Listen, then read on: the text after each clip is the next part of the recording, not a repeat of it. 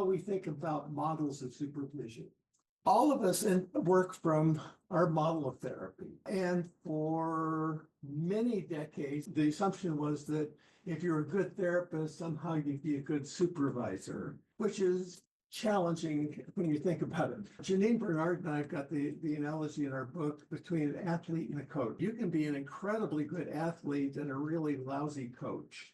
On the other hand, you can be a mediocre athlete and be a tremendous coach. So you need to know how to play the game well enough to use the athlete's metaphor. But there's also another set of skills that we're going to be talking about today and that you're aware of. And at the same time, how we think about things, what we believe is important, and what we prioritize in supervision is driven by our theoretical model. The techniques or strategies that we use are informed by our model. And so this is kind of at the core of what we do.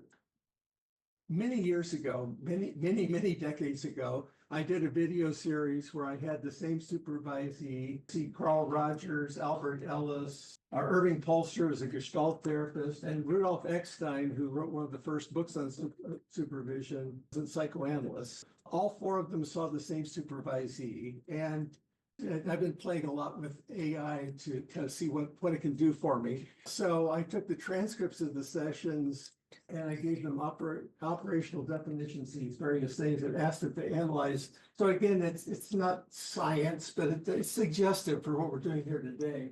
So in terms of competencies that the supervisors focused on, you'll see that the highest proportion of the attention given to technical intervention came from Albert Ellis, and kind of makes sense. In terms of conceptualization, the highest proportion was Rudolf Eckstein, which if you see the video, he spends so much of the session helping the supervisee understand what's going on with the client and all those psychodynamic formulations. Self-awareness and affect management, Rogers and Polster. And then in terms of what they actually did, interestingly, there was no difference in the extent to which they gave feedback, but eliciting reflection and self-assessment, Polster and Rogers, didactic instruction, Eckstein and Ellis.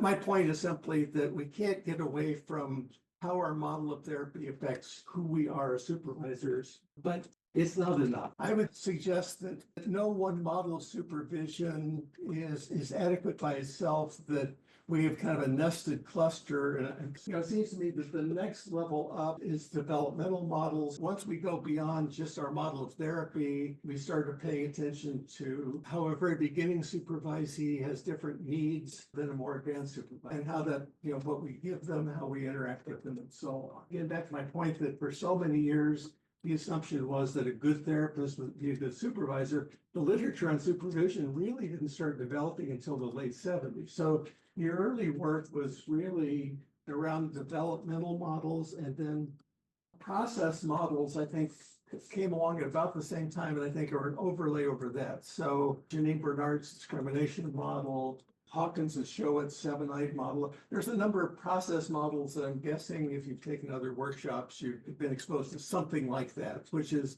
things you do with what do you do with the supervisee in the room? And then I would maintain, that's what I'm building up to, that what we really need to pull it all together is some kind of an integrated framework that tells you what to do with it. So competency-based approach is one of those meta models. Within the competency-based approach, you can be psychodynamic or CBT or whatever, and you pay attention to all these other things. And I would maintain that my learning partnership framework, which I'll talk about, is a variant of a competency-based approach and does the same thing, but it tells you how to pull all these things together. So I want to anchor this and to move on to how we get to where I'm heading with it.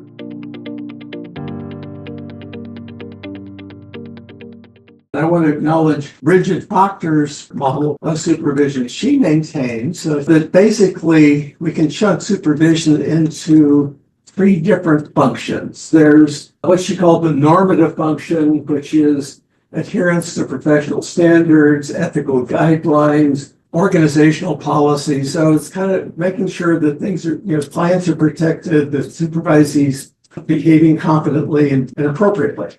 Formative, which is the educative part, helping our supervisees develop. And then the restorative part. This deals with helping supervisees address those needs they have personally. So supervisees working with clients presenting with trauma, often they'll need to process that and restorative supervision or teaching them self-care skills. So all of that goes into the restorative part. So I asked 3 different AI platforms, please look at this and estimate the extent to which the supervision of trainees would fit each of these categories. And also, there are some countries where supervision happens across your entire career. So I asked it to imagine someone with 10 years experience as a clinician being supervised. I think it makes the point that I'm building to, which is the 3 AI platforms estimated that about almost 60% of what we do is focusing on formative aspects, the training part of supervision, helping supervisees develop skills, and much less for the experienced professionals part, but it doesn't go away. As a matter of fact, Karen Sewell did a study in Canada when they experienced clinicians were getting supervised, and they too endorsed the fact that what they're getting out of supervision is in part learning new skills and developing them. So that never goes away, just becomes much complex. Normative functions persist out here. And what's interesting, and I think this is true, is the restorative part becomes much more prominent for the experienced people. And actually, I did a study with a British colleague a few years ago. Again, England is one of those places where you're expected to be supervised for as long as you're working. And we looked at supervision of clinical and counseling psychologists and what they were getting out of it. And the restorative function was really a big deal. So again, that restorative, formative, normative model, I think it's a useful framework to work on. And what I want to focus on today pretty heavily is the formative part, the teaching and learning process. This is another take of what I talked about in supervisory competence. Competence as a clinical supervisor really is made up of 2 components. This gets back to my athlete coach analogy. Competence is a domain of practice, being supervised, that is, are you a clinician for these clients? But also competence and supervision is a separate skill set. That's what we'll be focusing on for the rest of our time together. So this is what I've developed over the last few years as I've worked trying to find a way to explain supervision processes. It draws on what we know about supervision, so I maintain it's evidence-based. And the notion is that understanding precedes action. So the understanding part has 2 domains. Conceptualization. How do we conceptualize what's going on with this supervisee? What do they need? Where are they developmentally? How are they performing with respect to their various competencies? All those things that inform that, but also conceptualization of how the relationship is going between you and your supervisee. So all of those are how you're thinking about the supervisee. Then, how we monitor and get information about the supervisee. So much of what's written about supervision conflates the getting the information with the using information. Both occur, they occur together, but I think it's useful to be able to separate that just conceptually.